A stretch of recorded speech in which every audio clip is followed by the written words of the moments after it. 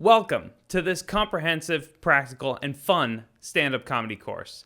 I'm Jesse Fernandez. I'm instructing this thing, and I'll talk a little bit about me, but first, I want to say a few words about you.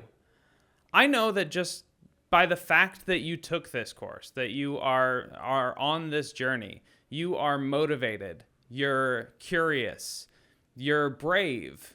Those are all great qualities for a stand-up comedian. And if you continue on this course, you're going to get so many other benefits out of on the course of this course, but also in the course of comedy. You're going to get tons of benefits. You're going to strengthen those skills that you already have. You're going to grow and strengthen skills that you don't have at all yet, but you will soon. You're going to meet tons of fascinating people who are striving towards the same things that you are in stand-up comedy. You're going to turn those idiosyncrasies that you have that you might be embarrassed about now, and you're going to turn those into strengths that people root for you about, that they are excited for you, and that make you memorable. You're going to get so many benefits out of doing stand-up comedy, and we'll talk about more of those in a little bit. But let's talk about me for a second. Like I said, I'm Jesse Fernandez. I'm a stand-up comedian. I've been one for about 2 decades at this point. I'm a feature act at major Bay Area clubs. I have written for all sorts of publications. I was head writer of eBaum's World, an entertainment website, did a lot of comedy for them. I have written comedy for TED Talks that you might have seen. You might have seen my comedy in Onion Network websites, Starbucks, ABC, Discovery Channel, I forget the name, whatever, lots of places. So I've been doing comedy for a long time, and I know what I'm talking about. I really enjoy teaching this class. The reason that I teach it is that, I approach this from a mechanical fashion. I've been writing jokes since I was like 16, and so I've learned, 4 years now, wow.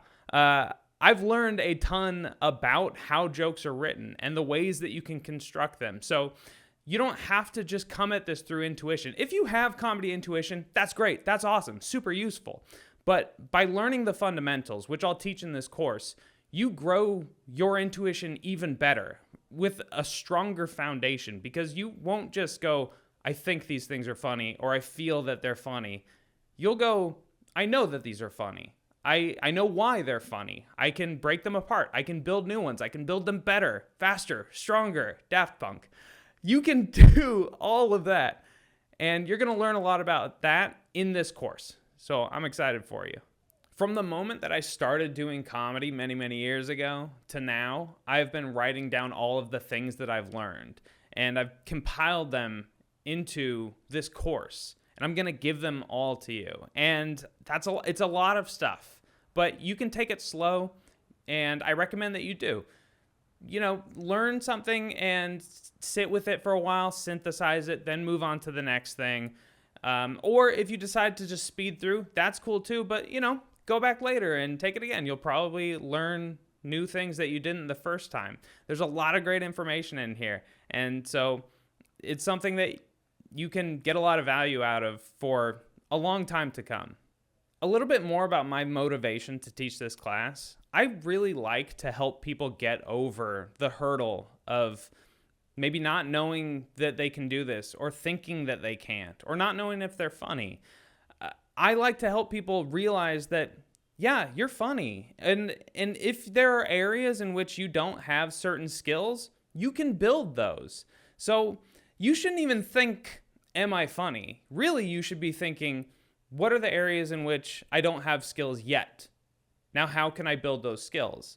And then all of those areas, those are all skills. All of the areas in which you're like, am I funny about this? Or am I funny in general? That's skill. Those are all skills. We'll be building those skills in this course. Another reason why I teach this course is because I want to see more comedy in the world. I love this art form, and I want to help people, speed them to competency so that they can start making stuff that wows me, that I've never seen before, that is unique to them. a unique perspective or personality. I want to see more of that. And so I want more comedians out there in the world. So a little selfish, I guess, but selfish in a way that is good for everybody. Here are a few benefits that you get from stand-up comedy generally. One, you get funnier. Like I said, it is a skill or broad set of skills that you build. There's no magical funny bone. It is just something that you can get better at. You also become a much more effective public speaker. You, over time and through the skills that we'll learn in this course, are going to diminish your stage fright. You're going to become more dynamic on stage. You're going to learn better delivery, better ways of handling audience members. You're just going to become a much better and better and better public speaker, which is useful in stand-up comedy, but it's also useful in all sorts of endeavors. So that's pretty cool. You're also going to have a nice live action comedy portfolio. A lot of people who do stand-up comedy like stand-up comedy, but they also want to get into other comedy areas, like writing scripts or sketch or improv or, writing funny social media for different companies or building their own audience. And when you have this live action portfolio that stand-up comedy is on a certain level, you can bypass a lot of those bottlenecks that otherwise would be difficult to get through. If you write a funny script, great, but it's hard to get people in power to actually read that script because there are tons of scripts that they need to get through. They're not going to get through all of them. And so that's hard. But if they see you crush at stand-up comedy, they might ask you for your script. And then you get on a much smaller pile, which is good. Way better chances for you. Another reason why stand-up comedy is useful is that it is on a certain level, a series of hypotheses, social experiments that you're running. When you test out a new joke, you're thinking, I think that this is going to get a laugh, or this is going to trick the audience in a certain way so that I can get a nice surprise later, right? You're running these experiments, and then you test them out on an audience, you get the feedback from the audience, and you learn a little bit each time. And you do that a bunch of times in each stand-up set, and you do a bunch of stand-up sets. And over time, you just know so much more about how audiences react to things and how people in general react to things.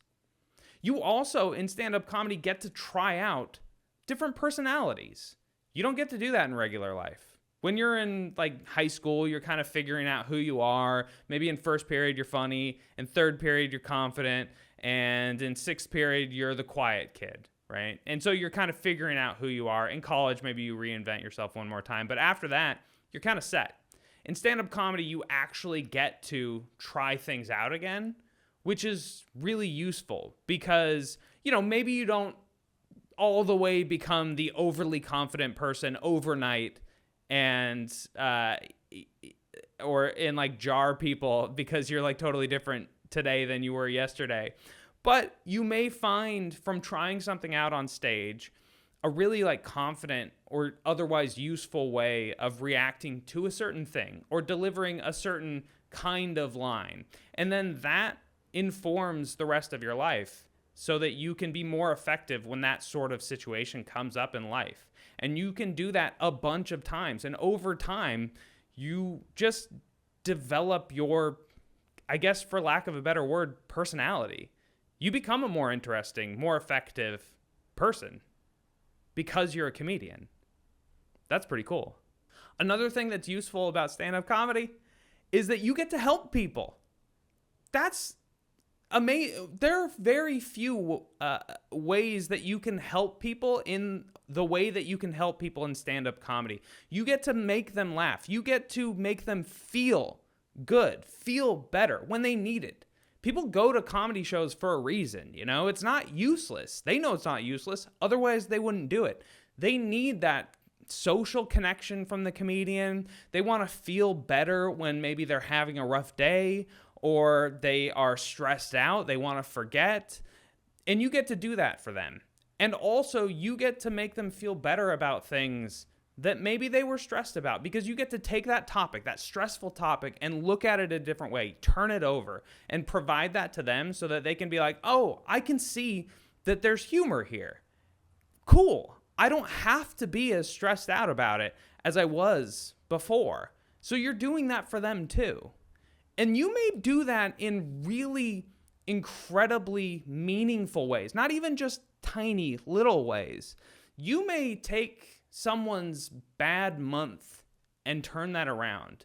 If you find a way to speak to some hurt that shows some light on the other side of it, a perspective that is broader and that helps people be happy or content or find a path to that happiness or contentness, and somebody in the audience who was hurting in that exact way that you spoke to hears that, and they're in a better place because of it. They think about that over time. They would never have thought about it had you not said it, but they think about it. And then they, wake up earlier the next day, get some exercise, eat well. They're in a much better place by the end of the week, and it's because of you. And maybe they don't even say anything to you, but you did that for them. And if you do enough stand-up sets, there is a much better chance that you have done that for them than that you haven't. Because you're performing for, if it's a good size audience, even like 30 people, you do that a few times a week. And you do that many, many times over a year. And then for years, you do it. That's so many chances for you to do that for people. Of course you've done it for people. It'd be ridiculous to think that you haven't improved lives. So you improve lives. That's cool. You also improve your own life. Because when you're a stand-up comedian, you've got a distance, a filter through which you can look at the world that makes things a little more fun for you. A regular person, when something bad happens, they just feel bad. It sucks, and that's that.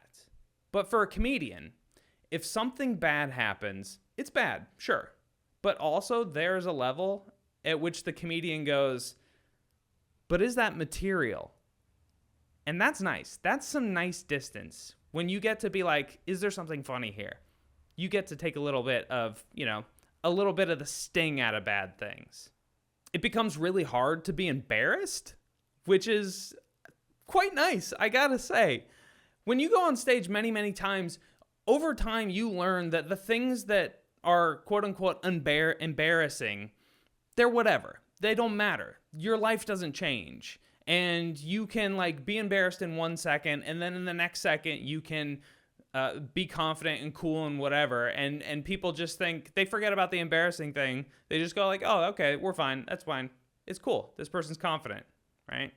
And it makes things less embarrassing depending on how you react to them and what your perspective is on that thing that happened. And so the things that are embarrassing now, you make them less embarrassing because you build tools to deal with those so that they'll be less embarrassing. And you think that people have the reactions that they're going to have, but they take so many of their cues from you. And so if something quote unquote embarrassing happens and you react in an effective way, which we'll talk about in this course, then they go, that wasn't even embarrassing. That was fun. That was funny. That was playful. We're having a good time.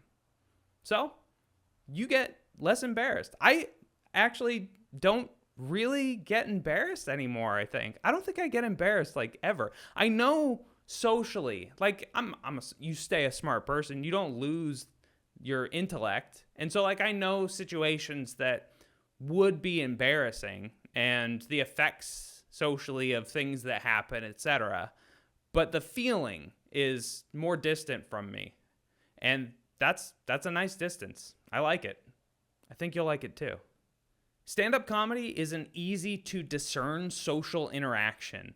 Sometimes talking with people, being in conversation, it's ambiguous in a way that is kind of frustrating because you don't really know how people feel. They are not really giving you the cues that let you in on their internal landscape and where they're at emotionally. So stand-up is much more digital. You say something and it gets a laugh, you know That audience liked that moment. That is a comforting thing. That moment where it's like, definitely this audience likes me right now because they are laughing with these jokes that I'm saying. It feels amazing. And know too that if the audience doesn't laugh, they still might really like you. And so it's digital, but it also kind of works more in your favor. There's not a lot of money in stand-up comedy for most people, but sometimes you get free drinks. Stand-up comedy is a really creatively fulfilling outlet.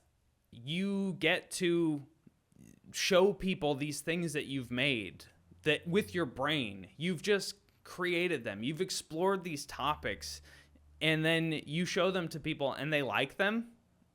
That's so cool. It feels amazing to be creative and get that reward for that creativity. You get more confident. You get more confident at stand-up comedy, but you get more confidence in general. The world can be kind of a scary place socially with other people, but as you do this art form, you get just so many tools and so much experience with a myriad ways of interacting in tons of different situations that you just feel more competent as a human being. Stand-up comedy is a cool badge of honor that you get. People don't even need to see that you've done stand-up. They don't need to see you do a set. They can just hear that you've tried it before, and they know that you're brave because you did it. Most people aren't that brave, but you are. And people think that's really cool. And you know what? It is really cool. All right, let's talk about some benefits that you get from this class in particular. One, it's a low-stress environment. It's so much easier to learn in a low-stress environment than the relatively high-stress environment of a stand-up comedy show or an open mic. And one of the things that we're going to learn in this course is how to make that stand-up environment lower stress so that you can learn better in that environment. And you are going to, in the meantime, in this course, be learning tons of stuff that would otherwise take a lot longer to learn if you were just out in that higher stress environment. Because one, you're not being told those lessons, and so you just have to look for them, poke around with a stick for lessons for a while, so that takes a lot longer. And also, it's higher stress, and so it's harder to find those lessons because your brain is being occupied by the stress. So this is going to help for both of those reasons. You'll learn a lot now, and you'll learn a lot later. In case you're curious, here is a list of the things that the course is going to cover. And you can see those. If you need more time, then pause it, but we're going to go ahead and move along. Here are some things that are useful to know about stand-up comedy from the very start. One, you can kind of look at stand-up comedy as a quilt, which is a little weird to say, but I'll explain. Each piece of material on that quilt is represented by a skill, because stand-up comedy is, on a certain level, a just big, broad set of interlocking skills. And so if you hold up a quilt and you see that there's a hole in that quilt where there's no material there, would you go, feels bad that I missed that, and I guess that means that I'm not cut out for quilt making.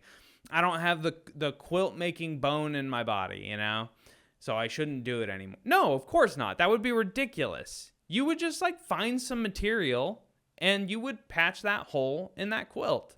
Likewise with stand-up comedy.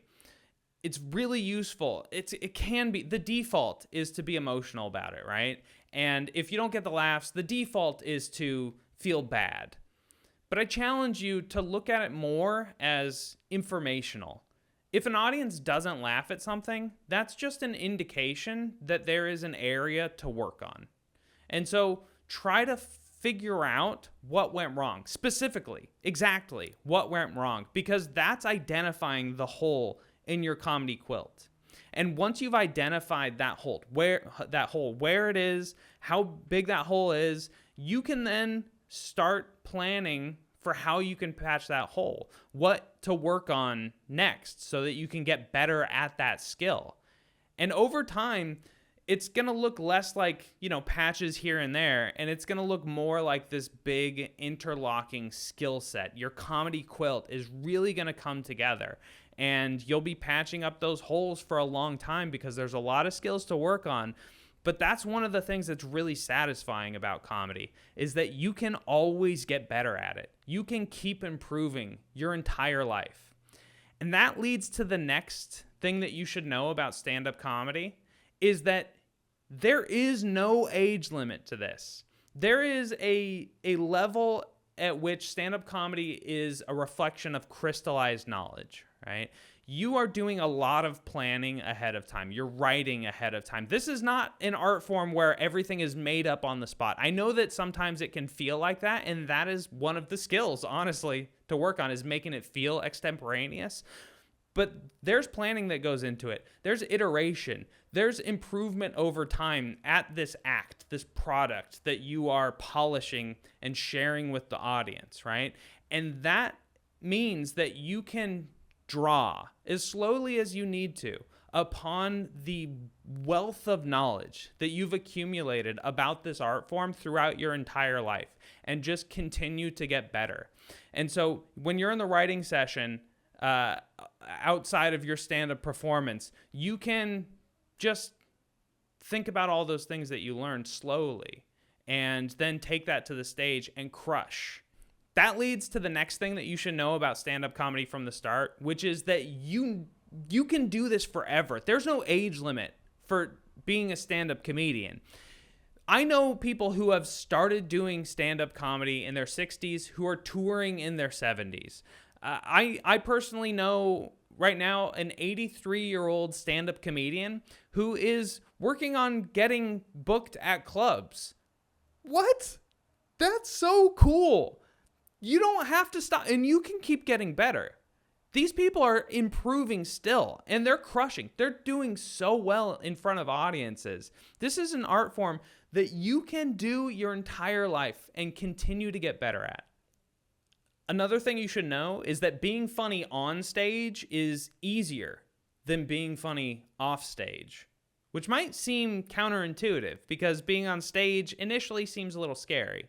But that actually works in your favor because the audience thinks it's scary to be on stage. And so if they see somebody on stage who doesn't look scared, they give that person extra points. They give them extra points either way, but way more extra points if that person looks confident on stage. And that already makes it easier to get laughs, because when people think that somebody's confident, they like them more, they trust them more, they listen better.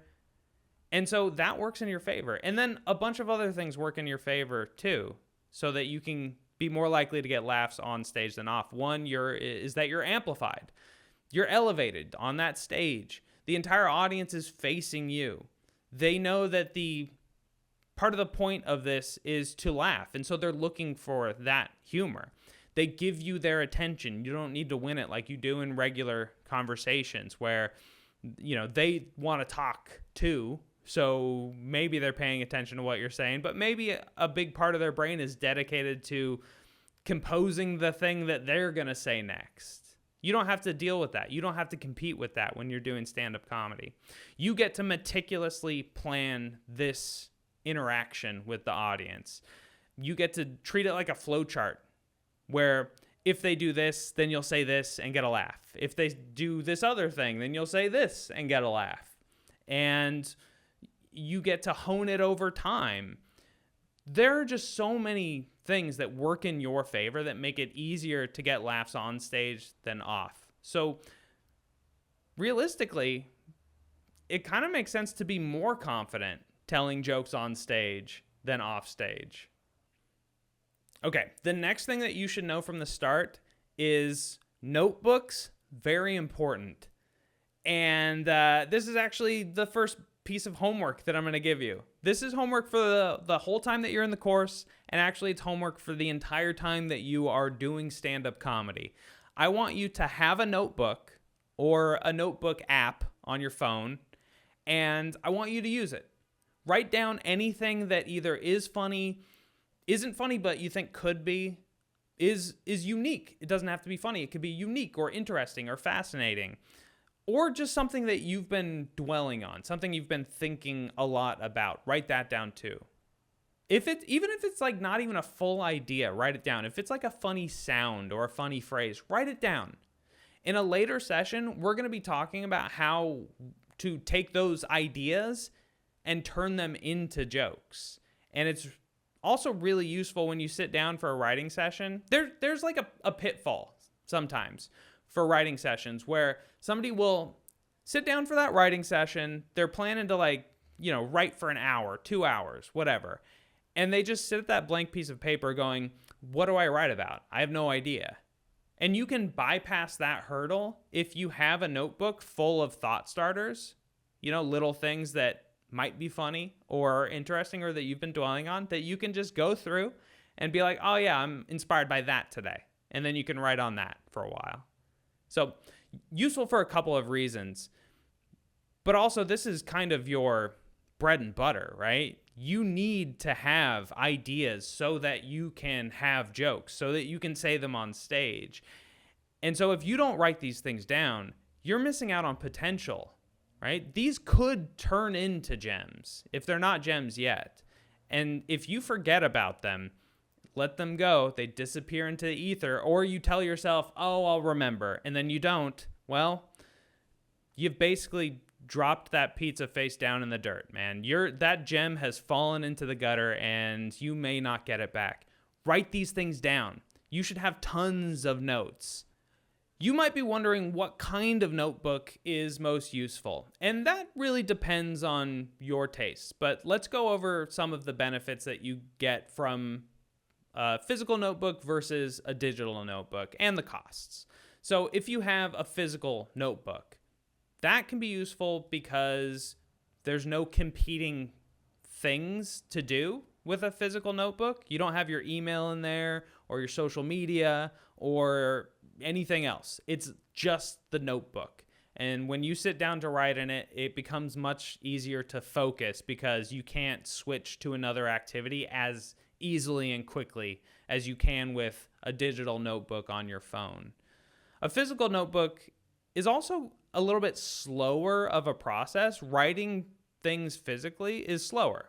And that's good because that forces you to compose a little bit more as you're writing down one word. You're thinking a little bit about what's to come in that sentence. Whereas if you were in a digital notebook, you could voice to text real quick, or you could, type it super duper quickly. And there's just a little bit less composing going on in the digital notebook. So that's a benefit for a physical notebook. Also, maybe your creativity branches into, things that are outside of the language realm. You like to draw. It inspires you to doodle. You can do that in a physical notebook more easily than you can in a digital notebook. But there are some benefits to a digital notebook. One is that you have it with you anyway. It's on your phone. But there are some benefits to having a digital notebook too. One of those benefits is that you have it with you anyway. It's there all the time. You don't forget it unless you forget your phone, which, come on, let's be honest. We never forget our phone. And if we do, that's expensive. So it's less likely that we'll forget our phone at least. Another reason it's useful is that you can tag your notes. And like I said earlier, over time, you're going to have tons of notes. And if years down the line you want to write a joke about dogs, then you want all the ideas that you've had about dogs just right there at your fingertips real quickly. It's a lot slower to find all of those ideas in the many notebooks that you've filled up. Also, just by the way, when you do tag your notes, you should tag them broadly. Don't tag every breed of dog, just tag dog or just tag animal. And the reason being is that when you go back to search through your notes, you don't want that administrative task of searching through your notes to be laborious. And if you have to search every breed of dog, then that takes way too much time. You're probably hitting the same notes over and over and over again. That gets really boring. It disincentivizes you from actually doing that search in the first place. So tag broadly, big categories, not niche categories. Okay. I also recommend in your digital notebook, have a topic per note. If you change topics in your brainstorm, open up a new note. That way you don't have to open every single note to find what's inside each of those notes, because it ranges a bunch of different topics. Digital notebooks are also useful because you can do in-note searches. So if there's a certain word that you're looking for that you know that you wrote in one of those notes, you can just type it into the search bar and find that note really quickly. Your digital notebook is backed up in the cloud, so you can never lose your notebook, which is, boy, is that comforting. I have lost so many physical notebooks. I mean, so many, 3, but 3 is a lot.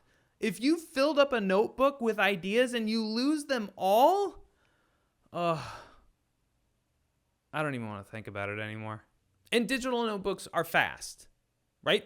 What you lose in being able to take the time to compose in a physical notebook, you get back in the incentive to write those notes down in the first place, because they don't take time at all. Physical notebook, if you're out with friends and you're like, oh, I have an idea, I want to write it down, and it takes an extra like 10 or 20 seconds because you have to like find your pen, open up to the right page, write, which takes a lot more time, then that disincentivizes you. You know roughly how much time it's going to take to write down an idea. And if you're with friends or you're doing something important, you may go, I'll remember it, and then you won't remember it. But if you have a digital notebook and it goes much quicker, you're way more likely to be like, oh, I'm going to write this down. And then you do, and then back to your life real quick. That can be useful too. I guess along those lines, if you go with a digital notebook, what digital notebook should you go with? That depends on what you want out of it. If you feel like voice to text is really useful and you want to be able to draw on your digital notebook and you want to be able to add pictures to it, then cool, great. You're going to have a much more comprehensive set of notes that encapsulate the things that you want them to, which can be very useful. But depending on the kind of phone you have and the app that you pick, it may take longer for that app to load.